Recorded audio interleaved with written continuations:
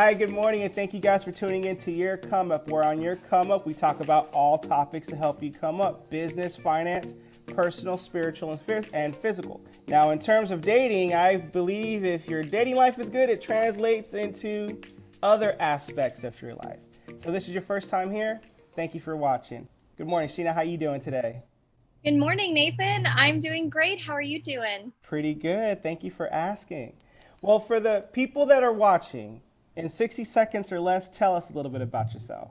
I'm super excited to be here. So, Same I here. am a dating coach based in Austin, Texas, but I work with clients in Austin as well as all around the country. And I'm really passionate about helping singles connect with one another in a really authentic way, specifically millennials. So, think people brought up in the 90s to early 2000s. Oh, nice. Okay. Well, there you go. That was short and sweet. That was impactful right Short and there. sweet. Thank you. You didn't, have you been practicing? A little bit. I used to be a journalist. I was a dating journalist, so that the writing has definitely translated over to my business practices now. Oh, awesome. Okay, cool. Well, want to ask you, men and women are just so different. I mean, men, we're direct creatures. You tell us, we do it. There's a problem, we fix it. Women are more indirect, and you got to find the cues or see the signs. And sometimes they don't want the problem fixed. Sometimes they want to be heard out. So, why are men and women so different? You know, that's a great question. And men and women are especially very disconnected today, of course, when we throw technology into the mix, as if they weren't already. Um, Right?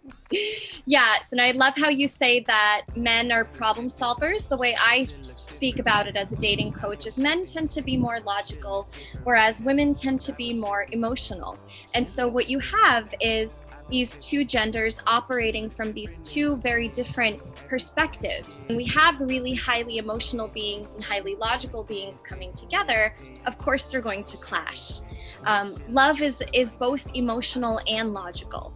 So when men can tap into what I call their inner feminine and become more emotional or be comfortable with being more emotional and vulnerable, and women can tap more into their logical sides and look at relationships from a more problem solving perspective, I believe that men and women will much more easily be able to come together and sustain those healthy relationships that we kind of saw more before smartphones and dating apps and technology boom. In terms of men and women, we view attraction differently. Men, if we like what we see, oh, we hunt, we go, whatever. I don't know. I'm just going to kind of speak like we're cavemen, so to speak. We like what we see, we go for it.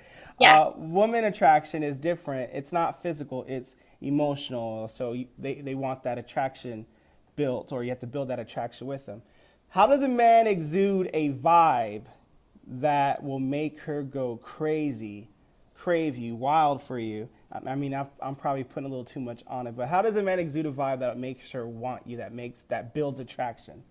Yeah, you know, that's a great question, and it's one that I get from my male clients a lot specifically. I would say that the number one thing that a woman is attracted to, especially on a first date, is confidence. Okay. If you are confident and can portray yourself in a way that you know yourself and you love yourself, then she is just going to go crazy.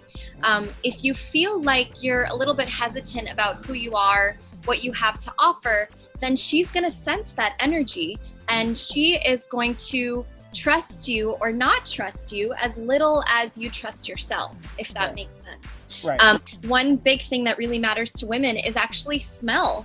So a really easy thing that men can do is just buy a really, really good cologne. There's one that I love that I tell all my male clients to buy that's called Y, and it's just the letter Y by the brand Oh. YSL. Okay. Oh my gosh, it is the best smelling cologne, and I've smelled many different colognes on the market out there. This is the one, men. So buy this one.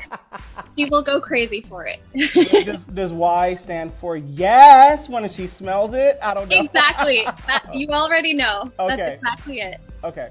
What about this? Because sometimes, things happen on a date. What about not taking yourself so seriously on a date? Is that also, okay, I like this guy because he could just go with the flow, but he's sure of himself in problem solving as well? Yeah, I always say to people, look at a first date as, try not to look at it, I should say, as a job interview. So don't go in there so stiff. One of the things that I would suggest doing is actually, as a spiritual dating coach, is to meditate or do something that's really going to help you tap into that inner silliness where you can just kind of let your guard down and not go into the date thinking, oh my gosh, I have to be perfect.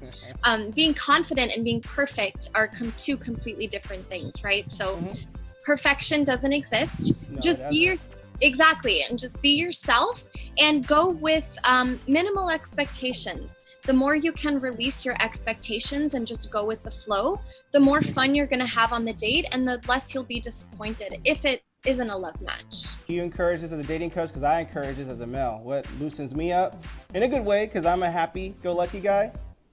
Liquid courage. Of course. Oh, yes. Liquid courage. I always say liquid courage. Have a drink or two. I wouldn't say get so tipsy, because what happens when you get so tipsy is, of course, you're wearing the beer goggles. Yeah. And then the next morning, you may be questioning if that connection was even real or if it was just in your head and alcohol induced. So I would say keep it to one drink, max two. Okay, good, because I am not a one drink kind of guy. Okay, so next question is, I'll give you an example real quick. Before the pandemic, I went on a date. We went to this restaurant, and I knew she liked Italian. So when we got there, she tested me out by saying, so do you take all the girls that you take out to this place? And it's like, well, I like to play the field. So you like to play the field? Football field. But it was just a test to me out to see how, if I'm a reactive guy, if I can go with the flow and be playful. Where some guys would be like, no, you're the only girl I'll take out here. Okay, to a girl, probably not so much great, But what are some of the ways that women test guys out on a date, and how can guys pass them like a high value man? Yeah, that's a great question. One of the first things that comes to mind is, especially because of the dating apps now, where people are meeting through the apps, a lot of people think and are probably right when they assume that most people are seeing several different people at a time. If you're on a first date, maybe you'll ask, how many women are you seeing? Or are you still on the dating apps? Or have you deleted the app because you've met me and are just looking to date one person at a time? That's definitely a question that gets asked. It's a pretty direct question, to ask on a first date, especially. How many people are you seeing? The fact of the matter is, at the end of the day, most people are seeing several different people at once. Dating is just data, right? Dating is what I always say, it's collecting data. So if you can accept that this person is seeing many people and that you yourself also have the freedom to see many people, you can then sort of do a process of elimination where you can decide if this person is best for you, and they can also decide if you're best for them. So it is a way to test what someone is doing, but again, it's not necessarily a bad thing. Right. What are other ways that women can test a guy out to see if this is a fit? So let's say, for example, this is a high value woman. Let's say she's career oriented, great job, great income, she's independent, but we all crave companionship at some point in life. Let's say she's on a date where she asks the guy, it doesn't matter, let's say if he's making 14, 15 bucks an hour renting cars, or if he's making a six-figure job or salary at a corporation. Was she asking questions like, where do you see yourself in 5 years? Or are there other questions that women ask men to see where their goals or alignments are in with theirs as well? Or just to see if they have an opinion, Yeah, that kind of stuff is important to women, especially, I like how you said high level women, or women who tend to be more focused on their careers and even excel in their careers. Actually, a really great indirect way that women test men on that exact topic is they will see if the man will, let's say you're going out for dinner or drinks, if the man takes out his credit card at the end of the date and offers to pay, then the woman automatically knows that he is confident in how much money he's making, and also that he is able to budget for dating in his life and to be able to financially make space for that in his life. However, if the man offers to go half on the check or doesn't take his card out and expects the woman to pay, then she's gonna, and this happens. You think it doesn't happen, it happens. Man. She's going to sit back and she's automatically going to think, okay, he either isn't financially secure, so he's not comfortable with the amount of money he's making or where he is in his career. B, he's just not making a lot of money. And that in itself, again, it's not the money that they care so much about, it's the principle. Is he able to budget for dating in his life and take out that credit card? And most times women will also take out their card and offer to go half, but it really, at the end of the day, it's the principle of the matter. Is he willing to step up and show that he can afford this at this time in his life? I asked that question because back in 2010, when I was renting cars at Hertz, making $15 an hour, I was at a dealership, a European car dealership, and an anchor woman, a local anchor woman, came in. I asked her out. We went out. And yeah, of course I paid, even though she made way more money. But she did ask the question, okay, I know you're starting off here, but where do you see yourself? And such and such. And also another test that I recently came through, I knew it was a test. And this is coming from a guy who was divorced, married, so I know a little bit. We went to a restaurant, and I didn't know if she really liked this place or not. I just kind of went off a whim, like, okay, you can't go wrong with Thai, but it was a loud place. And she's like, you know, this place is kind of loud. Can we go somewhere else? Instead of thinking, okay, well, okay, fine, whatever you want to do. I felt she was testing me out on, okay, let's see if you or go with the flow, or are you just going to hold your ground, or what? I didn't know. So I just said, well, you know what? How about this? Let's order an hors d'oeuvre, a drink, see where it goes. If we decide to go somewhere else, we'll go, or we can stay here.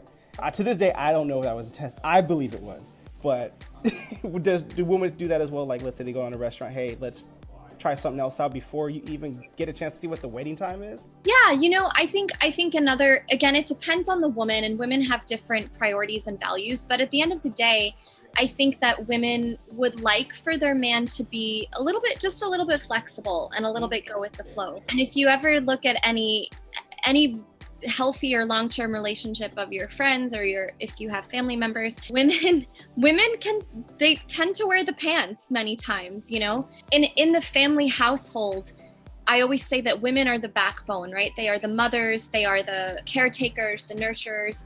And so women can assert their opinions. And if the man is willing to go with the flow, then it's a great turn on. It's a great kind of, okay, check mark for them. Right. Whereas if he tends to be a little bit more picky, it's not a bad thing, but again, it may be potentially a character flaw for the woman. Okay. I mean, I am going with the flow. It's just, let's try it out, but if we're not, let's try something else. Yeah. Let's give it a chance. Okay. You can always be flexible in the beginning to kind of win her over. And then later on, you can, you know, bring this up and talk about, well, I do like Thai. And at that point, she's already hooked. So she'll compromise with you. Or she might say, well, I like Indian. Well, Indian's not a bad choice at all. So, so aside from confidence, how can a guy flirt with swag that'll make her melt, or make her like, okay, this guy went from sexy to muy sexy? Yeah. Having game is going to make you very, very attractive. That doesn't mean having sort of a couple of pickup lines that you go to, right? Because if it sounds too rehearsed, then she's going to know that. But if you are able to, like you said, have swag in a way that feels natural, she's really going to appreciate that. So think things like compliments. If you compliment her, she is going to love that, because it shows that you pay attention to detail and you pay attention to things that she's worked on. For example, maybe instead of saying you're beautiful to her because it's so general and it's very vague, say something like, oh my gosh, I love your earrings and I love the way that they match your shirt. It's very specific, and it shows that you appreciate the fact that she took some time to get ready. So compliments are really, really great. And the other thing that women absolutely love is a great sense of humor. Be funny. So if that means being yourself and just talking about things that make you laugh, or just being funny because you know that it's going to win her over, make her laugh, because at the end of the day, a woman just wants a man that's going to make her laugh endlessly. There you go. And also try not to take yourself so seriously. Like you said, don't be stiff. Just liquid courage and just let loose. Not too loose, but let little loose, right? Exactly. Yes. It sounds silly, but even before going on a first date, you can, a really good way to kind of get that stiffness out of your body is to just put on your favorite song and like literally let loose, like just dance, freestyle to it. And it's going to help get some of that stiffness out of your body. So you're going into the date in this really natural kind of playful state. So let's say the first date ends and you guys leave. You drop her off or she drives herself home or whatever. What are some tips that guys can do to keep that attraction going through text messages? Yeah, I love that question because that's the thing, isn't it? If you have a great connection in person, it's really, really important to sustain that connection even when you're apart. Really, really important to have good text game. The number one thing I would say is consistency.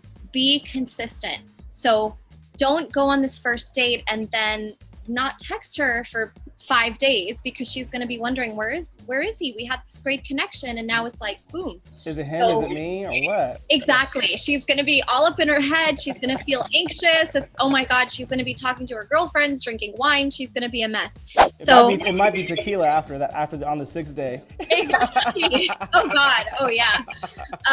What I would say, consistency is the number one thing. It's not so much about what you say as it is about how frequently you say it. So a great way to follow up is that the morning after the date, just say, hey, I had a great time.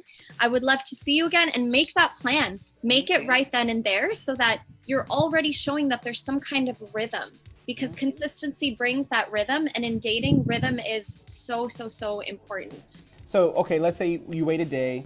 You got to be direct, because after that first date, it's not like the online game where you kind of have to like jab, jab, jab, and then swing and ask for the date. After the first date, you swing for the next date. So let's say something like, hey, I had a real good time with you. Hope you had I don't know, I'm sure you had the same good time, whatever. I have Friday at 8 available. Would you like to do this again, or something like that? Would you say that's too direct, or no, that's fine, because now it puts her in a spot of, okay, I got to give him an executive decision. This man's in control. I'm going to claim that dude or whatever. You know? No, that's perfect. If the man is able to step up and say, hey, can I see you Friday at 8? One, she's going to love that, because sometimes men aren't exactly the best planners. So a woman loves when he can take control and plan like that.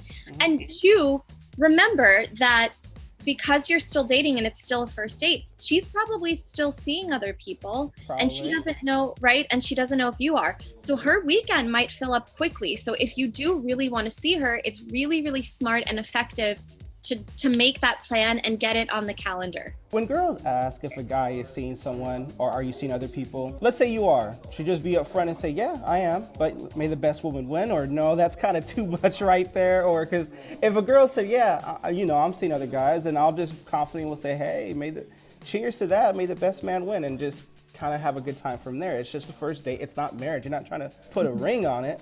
You know what I mean? So as a dating coach, would you suggest that, or no, maybe lighten it up a little bit?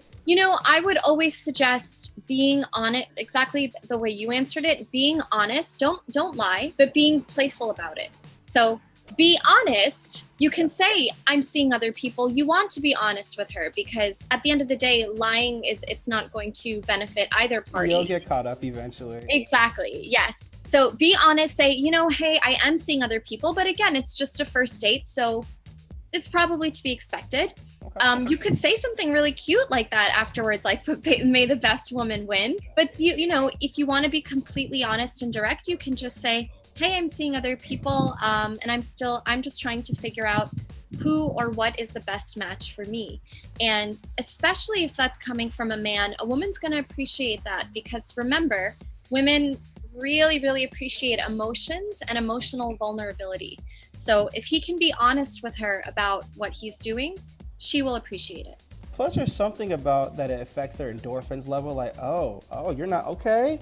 I don't know. I don't know, but it's like, okay, I want something I can't have, or not can't have, but just, okay, I want it more now because it's not so readily available. It's just that scarcity effect, you know what I mean? Any last or final words you want to say? Gosh, if there's anything I could say, it would be, guys, don't be afraid to date right now. I mean, I know things are weird in general, and men and women are definitely on different planets right now, that's for sure. But the number one thing is communication. Just be honest. Be honest with her.